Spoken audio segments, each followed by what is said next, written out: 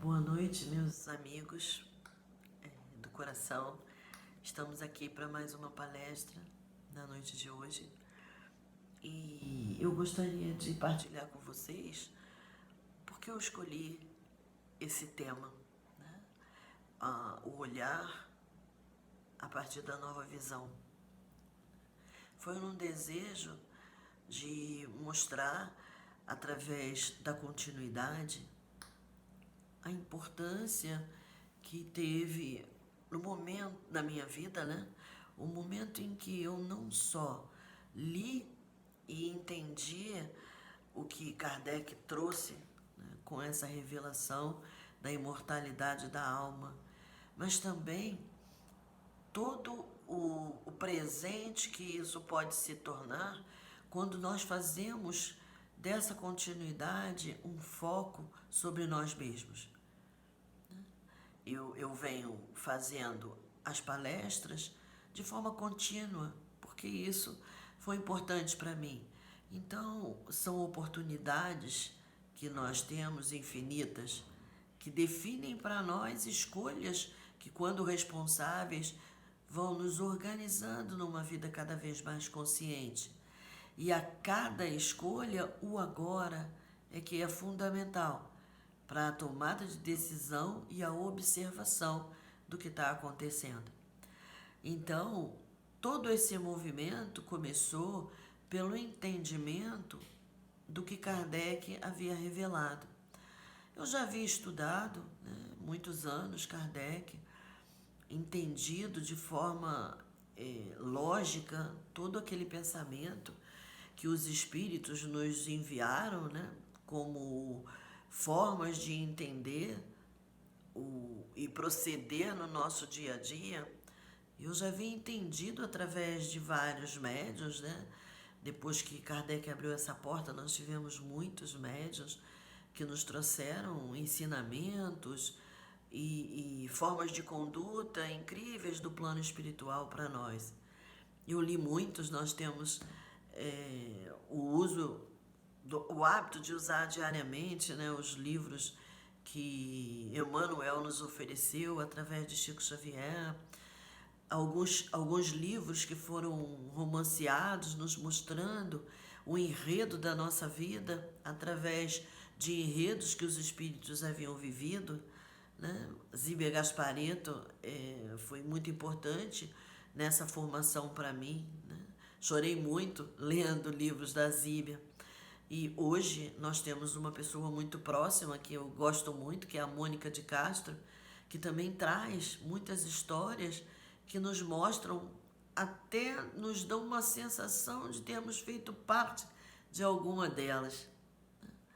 E depois também com a mediunidade de incorporação, tantos espíritos se aproximaram de nós e nos mostraram experiências que eles viveram, nos ajudando a fortalecer o nosso eu para passar pelas experiências que hoje estamos vivendo, nos trazendo dicas, apoio, consolo, conforto, tantas formas que eles se desdobram para nos oferecer, para que a gente possa ter uma vida na direção do bem viver, né? Do se harmonizar com aquilo que é necessário cada um passar. Mas houve um momento em que essa continuidade fez um clique para mim. Porque embora eu tivesse essa literatura toda circulando no meu pensamento, eu vivia cada dia, mas o foco era muito mais no que eu estava fazendo, no que eu estava desenvolvendo, nos projetos e propósitos da vida, do que na forma como eu desenvolvia esses projetos. O foco contínuo estava mais na conquista do que na conquista. E de repente eu pude entender que essa literatura tem um propósito maior. E isso começou a fazer uma diferença no meu olhar sobre a vida. O meu olhar foi se tornando mais fraterno comigo mesmo. Porque antes a visão que eu tinha era uma visão que avaliava as experiências, que analisava o porquê delas estarem acontecendo, que tentava entender esse processo para fazer alguma mudança no meu interno. Mas de repente eu vi algo dentro de mim mudou e por isso eu queria partilhar com vocês. Mudou quando eu coloquei o foco totalmente sobre mim mesma. Quando eu passei a ouvir exatamente o que eu estava falando para o outro, né? Quando eu passei a ver a minha atitude e o efeito da minha atitude, da minha palavra, da minha reação no mundo, continuamente, aí algo começou a mudar. Eu pude perceber que muitas vezes eu tinha falado da mesma forma e não tinha observado que a reação das pessoas que me ouviam era distinta. E que o que fazia diferença era a forma que aparentemente era a mesma, mas a emoção que envolvia aquela forma nem sempre era igual. E eu não percebia. Eu falava e era chamada a atenção muitas vezes por aquele que ouvia, mas eu tentava corrigir muito mais num desejo de ensinar, de deixar claro o que eu estava pensando, de até educar o outro ou tratar o outro como sou terapeuta, do que entender o que aquele indivíduo que estava à minha frente trazia como espelho para mim. Era muito mais um desenvolvimento concreto do ver, né? E ele é fundamental, que o ver, ele vê o fato, ele constata a situação e ele é muito necessário para o discernimento, porque uma cadeira é uma cadeira, né? Bateu e machucou é fato, né? Queimou a luz é fato, né? Então o ver ele traz fatos concretos para que a gente possa lidar e traduzir aquilo que é real. Então isso é muito necessário. Só que à medida que a gente vê esse fato acontecendo lá e traz como uma oportunidade da gente ver o para que aquilo está sendo vivido aqui, ele começa a mudar o nosso olhar. Então, por exemplo, é comum algumas pessoas que talvez não tenham entendido essa continuidade de forma profunda ainda, dizer, olha, mas por que aquela pessoa roubou um banco e nada aconteceu com ela? Aquele homem está roubando a nação, aquele homem está matando, aquele homem está... E eu aqui mal peguei, por engano, uma caneta para fazer um cheque que estava em cima do balcão e coloquei por engano dentro da minha bolsa e eu fui pega, eu fui chamada a atenção.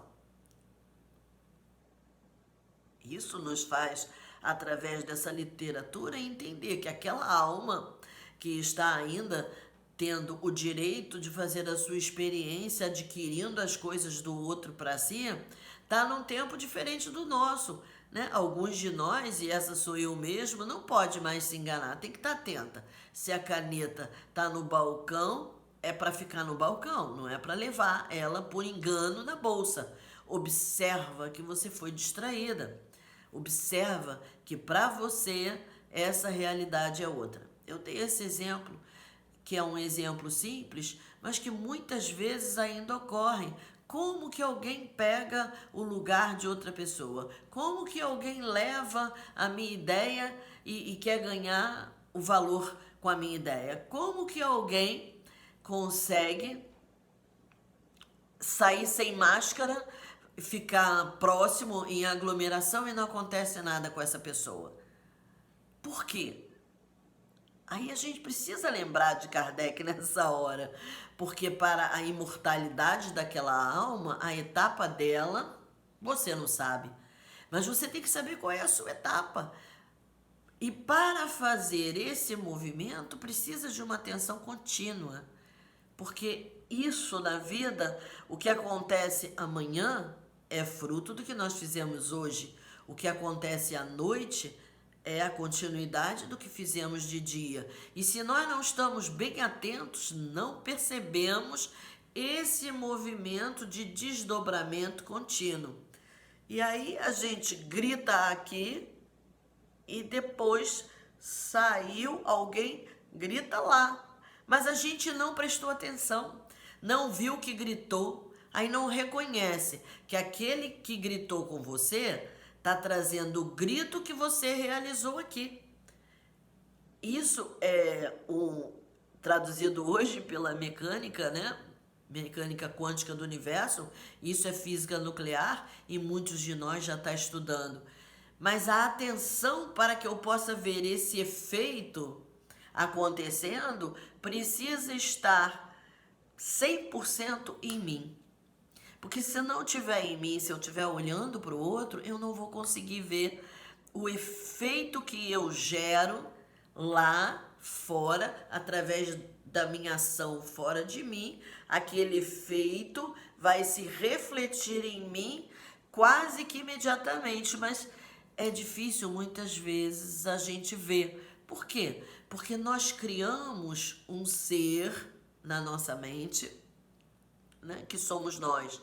Nós desejamos, e isso é importante, desejamos ser pessoas do bem, desejamos ser amorosos, desejamos ser pacientes, desejamos ser todos os sentimentos e virtudes que estão escritos no nosso Evangelho, trazidos pelo nosso Mestre Jesus de melhor.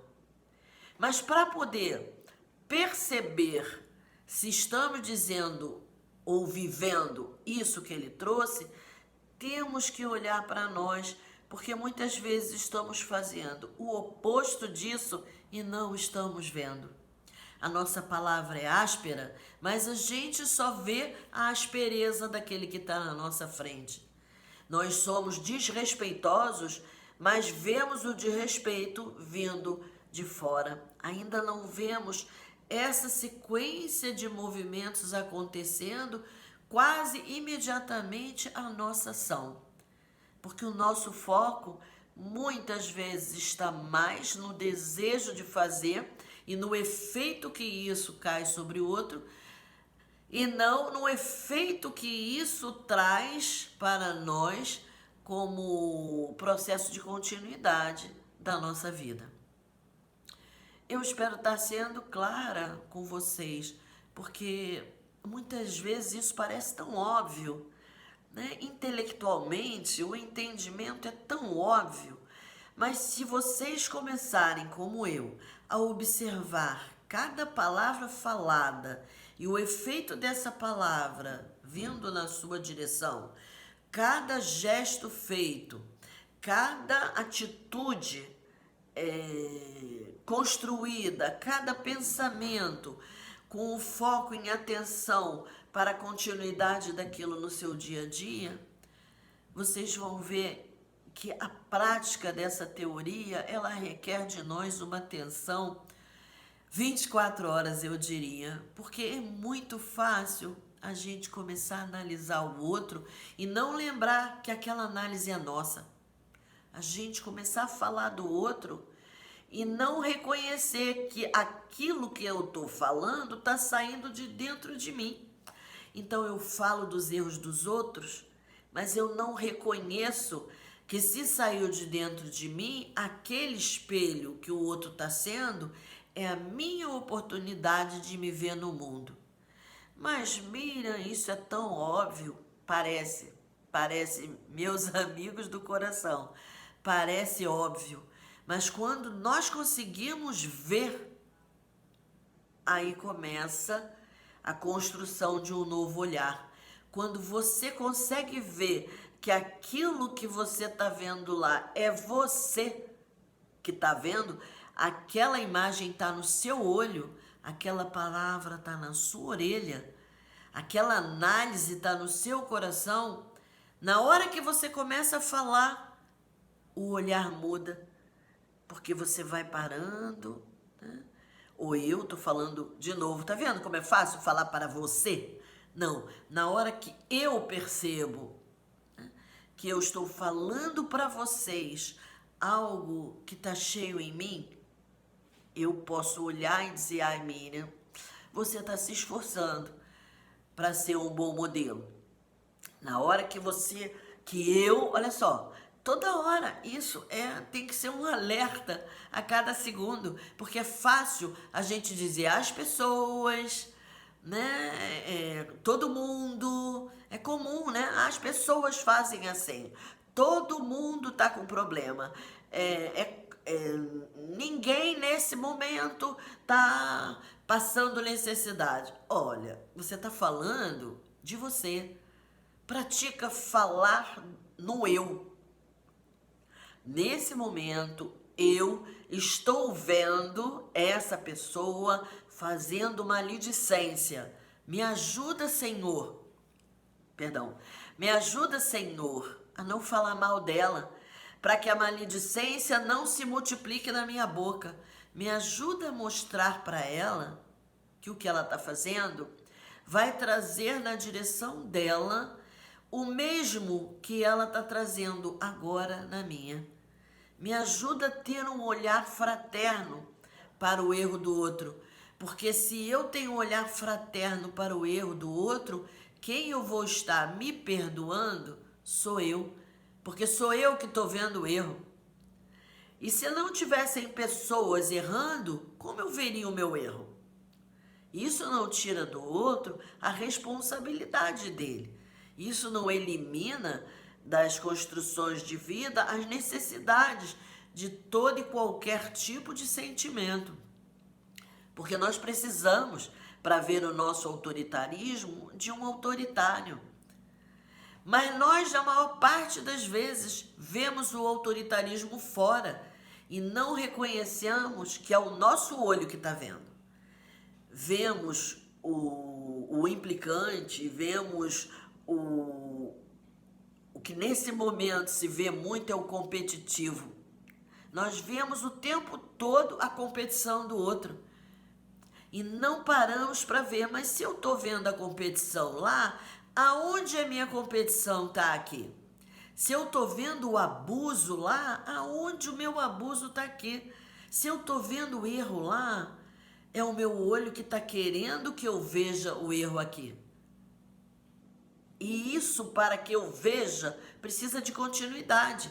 Porque aí eu digo, nossa, para quê que eu estou vendo esse erro? Aonde que esse erro está acontecendo na minha vida? Imediatamente, aquele refluxo se faz na minha frente. É de uma magia divina isso. Nós não temos o hábito, né, de fazer essa prática. Nós temos o hábito de dar aulas para o outro, de explicar para o outro, de desenvolver a calma para o outro, a paciência para o outro. Mas o momento que nós estamos vivendo é para que, através do outro, possamos ver em que momento que a minha calma está faltando aqui. Em que momento que eu estou lavando as minhas mãos para as minhas responsabilidades e deixando que Deus na vida coloque alguém num lugar que era eu que tinha que ocupar. Em que momento eu estou ocupando um lugar com recursos que eu não tenho? Em que momento que eu estou me colocando em atividades que depois vão exigir de mim muito esforço, porque me falta conteúdo, porque me falta literatura, porque me falta calma, porque me falta paciência, porque o desejo de conquistar, o desejo de um propósito bonito, todos temos, né? É inerente ao nosso coração evoluir o amor de Deus na terra.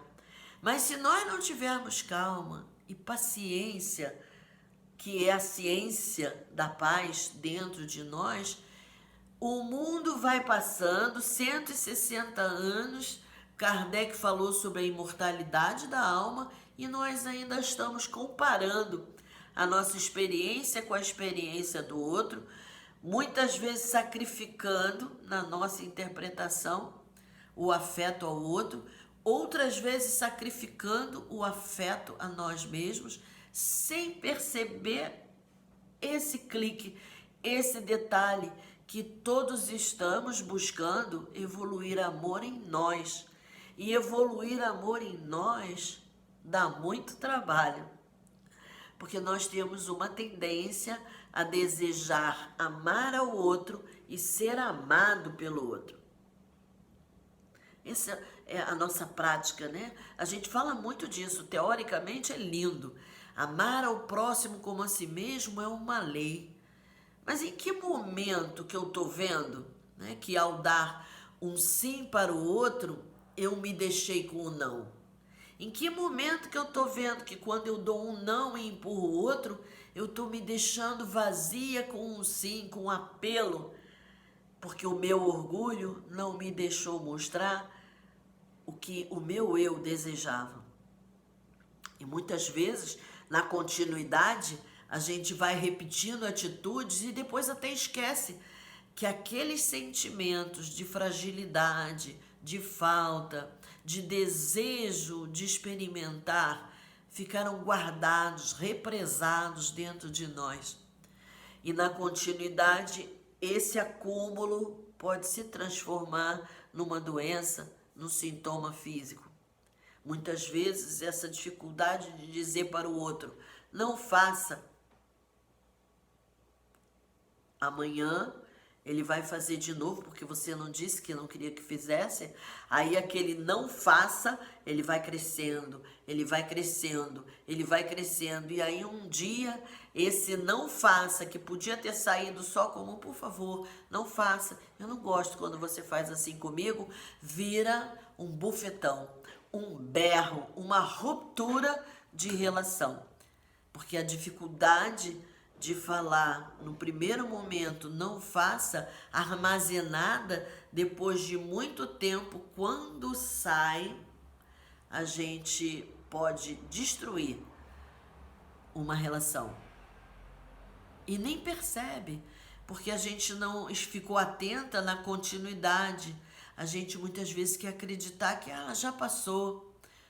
Não passou, daqui a pouco aquilo volta, olha para a face daquela pessoa de novo e aquilo volta. E aí a gente ora e pede, ai, me ajuda, eu preciso esquecer isso. Esse tipo de oração não funciona, né? A oração, na minha visão, que funciona é orar com ação. Então eu tenho que pedir, Senhor, me ajuda a ter força de numa próxima oportunidade eu ser verdadeira com aquela pessoa e mostrar para ela que aquilo que ela está fazendo não me agrada. Me ajuda a trazer uma oportunidade para botar para fora de mim esses sentimentos que ficaram estagnados. Mas me ajuda, Senhor, a fazer isso de uma forma tão suave que não venha a machucar o outro. E quando a gente consegue, o nosso olhar, ele vai sendo alterado pela energia amorosa do nosso coração. E aí a gente olha quando o outro faz aquilo na nossa direção e a nossa compreensão pela continuidade das experiências que já vivemos se faz presente no nosso olhar. Aí o nosso olhar começa a envolver o outro, porque sabemos que estamos envolvendo a nós mesmos. Aí o nosso olhar começa a buscar de forma cada vez mais amorosa possibilidades de ir transformando aquele ver tão concreto e muitas vezes duro, rígido e rigoroso numa possibilidade cada vez mais amorosa, cada vez mais leve, cada vez mais paciente e não passiva de lidar com o nosso reflexo tão duro e agressivo que vem do outro. E vamos nos tornando mais próximos do amor de Deus. Sabemos que toda a literatura que os Espíritos nos oferecem é para nos auxiliar a sermos pessoas de bem, a sermos pessoas melhores.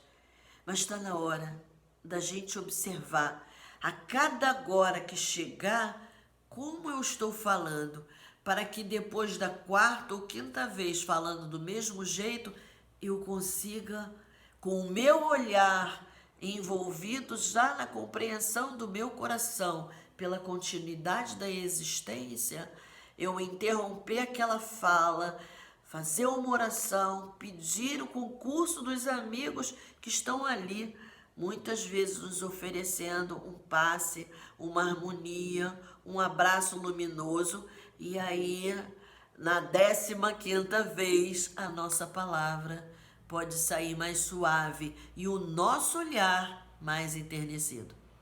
E quanto mais essa experiência vai se repetindo no cotidiano, mais o nosso ver, que antes era só concreto, vai se tornando um olhar afetivo, porque sabe que aquele que naquele momento está fazendo daquela forma, está fazendo porque a experiência dele ainda está no início do seu processo.